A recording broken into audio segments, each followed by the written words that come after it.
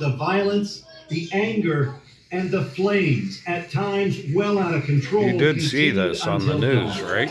You remember 2021?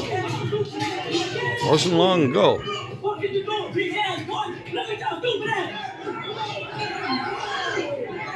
Looters stormed into lower Manhattan last night. They destroyed store windows in Soho and lit fires during another night of violent Tell me protests. you watched this, you've seen when this. night fell, the destruction began. This is David Dorn in his very last moments on Earth. He's bleeding to death on a sidewalk in front of a looted shop. There are so many things that we as a society have benefited from because people took to the streets to exercise their First Amendment right, to speak out and speak to their government, right? So that we could see progress. And the optimism that I have is the optimism that all of us have whenever we are in these kinds of fights, which is it's not a fight against something, it's a fight for something. Why are we seeing other cities move toward peace and New York City continue to be as tumultuous as it is?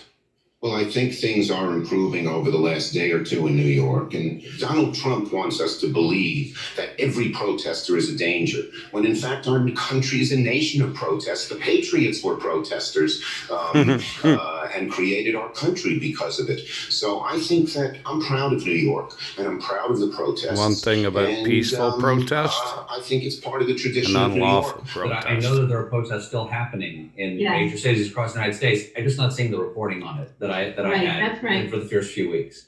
That's right. But they're not going to stop. They're not going to stop. And they're not, this is a movement, I'm telling you. They're not going to stop. You heard that. Everyone beware, because they're not going to stop. They're not going to stop before Election Day in November, and they're not going to stop after Election Day. And that should be, everyone should take note of that on both levels, that this isn't, they're not going to let up, and they should not. And that's a VP.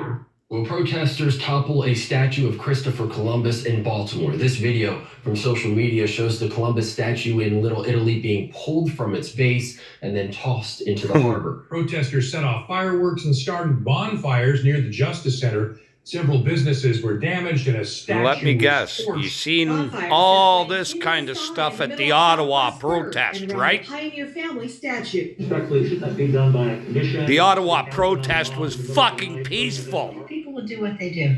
Police were caught off guard by the violence Friday night. 49 officers injured. 18 of them went to the hospital after projectiles and fireworks were thrown at them during that protest. Police video showed one person dumping out a backpack with what appeared to be frozen water bottles, which were then thrown at officers.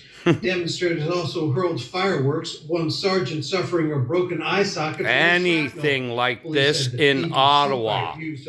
No. It was the most peaceful protest I've ever watched. Occupied protest.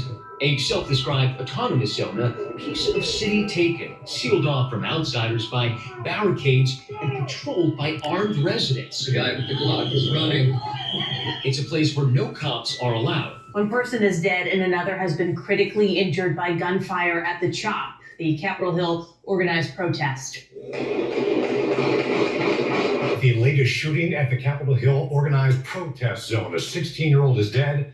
A 14-year-old is critically injured. We need to retaliate. We need to exercise our Second Amendment right. They defended their reaction, killing a 16-year-old male, badly injuring a 14-year-old. Now that experience is over, the autonomous zone, do you believe it helped or hurt your own cause, the progressive cause?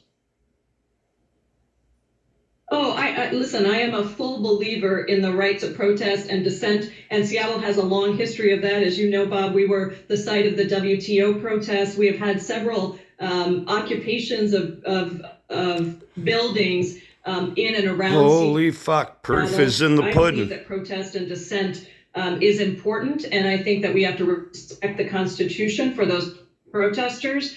And I think that, what they are pushing for is very, very important. I just don't understand why the protest